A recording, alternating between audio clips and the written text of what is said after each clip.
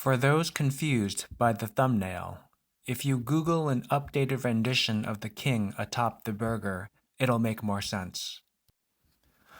So, I was thinking, how can commercial Emacs live up to its name and make some money for all my trouble? If only there were a fast food chain whose corporate messaging aligned with Emacs's obsession with personal customization. I imagine a pitch that goes like, "Are you done with that burger chain starting with the letter M that says no substitutions like the surly waitress in 5 Easy Pieces? Then drive on up to one of our fine eating establishments. There's no other way than having it your way. And also, check out our promotional partner, Commercial Emacs, if you're unhappy with that other company starting with the letter M."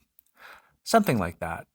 Then we digitally sign each copy of Emacs with the customer's credit card number, and the command metax king me would insist on having it your way.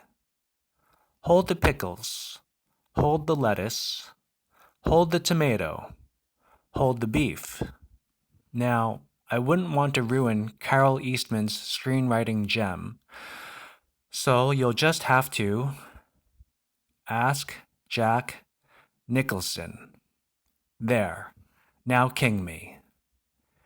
Emacs securely transmits the order and brings up a real-time order tracker. A perennial source of confusion is inaccurate compilation diagnostics. Here, I'm using the latest GNU Emacs release, version 28.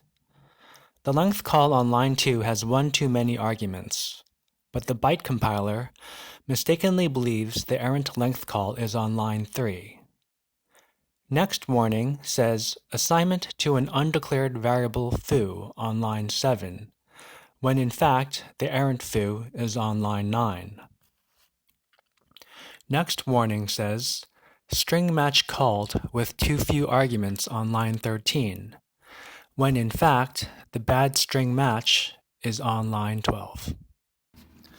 The inaccuracies can be traced back to the function byte compile set symbol position, whose author 20 years ago in 2002 plainly admits in the comment, "Isn't this function a gross hack?"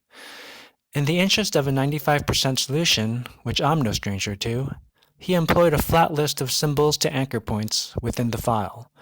The proper solution, of course, is to buckle down and produce a fully annotated parse tree with file locations, which is what read annotated does. It produces a parse tree of con cells where the car is the token position and the cdr the token. The byte compiler now produces more correct diagnostics. The length warning applies to line 2, the free assignment to line 9, and the errant string match to line 12 as it should. After much deliberation, the GNU bros chose a different path and doubled down on the symbols as anchor points premise. This would be fine had they stored such compiler hints outside the Lisp implementation, but they found it more convenient to introduce a native Lisp type called Lisp symbol with pause. Guys who only work on eLisp packages are oblivious to this wrinkle, but core C devs must now be wary of two kinds of symbols. Ensuring the position-laden symbol behaves like a plain old symbol requires setting a special variable symbols with pause enabled. Ensuring plain old printing of symbols hinges on a new special variable, print symbols bare. What used to be just symbol P is now bare symbol P, and the new symbol P is tweaked for symbols with pause enabled. After the byte compiler finishes, position information needs to be carefully stripped in all the right places. Most worrisome for the mailing list was the encumbering of low-level EQ, or the cardinal equality operator. Here's how it used to look. This is how it looks now. Given how often objects are EQ compared, people voiced concern the extra if statements might slow things down. Personally, I didn't think it would, but enough fear, uncertainty, and doubt was generated that they created two additional equality macros, base EQ and base2 EQ.